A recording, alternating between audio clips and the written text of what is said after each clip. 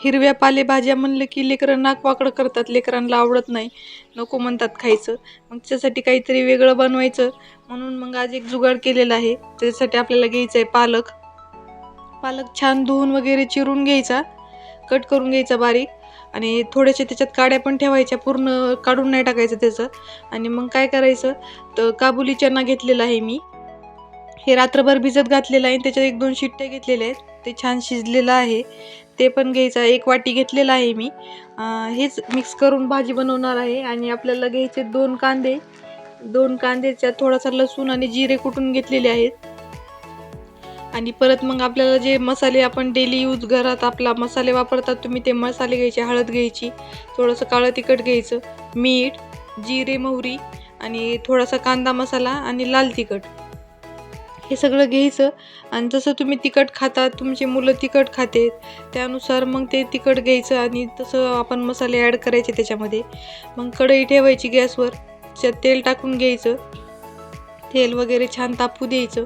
तेल वगैरे तापलं की त्याच्यामध्ये मोहरी वगैरे नाही घालायची, फक्त जिरे ॲड करायचे आपल्याला त्याच्यामध्ये. जिरे छान तडकले त्याच्यानंतर मग जो कांदा, लसूण, जिरे आपण हे जे वाटून घेतलेलं आहे ते त्याच्यात मिक्स करायचं. छान तेलामध्ये कांदा लाल होईपर्यंत परतून घ्यायचा. कांदा छान लाल झाला की मग त्याच्यामध्ये आपल्याला जो काबुली चना आहे तो फ्राय करून घ्यायचा तेलामध्ये. त्याच्यानंतर त्याच्यामध्ये मीठ घालायचे.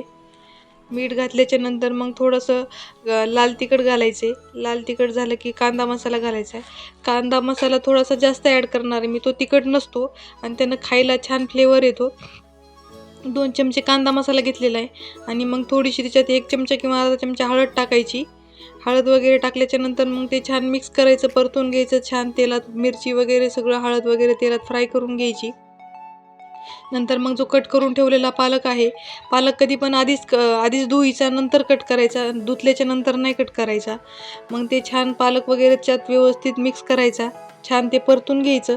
आणि आपण जे चणा घेतलेला आहे तो उकडून घेतलेला आहे, त्याच्यामुळं 5 मिनिटात होऊन जाते भाजी. आणि पालक बनायला जास्त वेळ नाही लागत. त्याच्यामध्ये नॅचरलीच पाणी असतं म्हणून पाणी वगैरे काही ॲड करायची गरज नाही आहे. छान वाफेवरच भाजी होती. आणि भाजी वाफेवर झालेलीच छान लागते.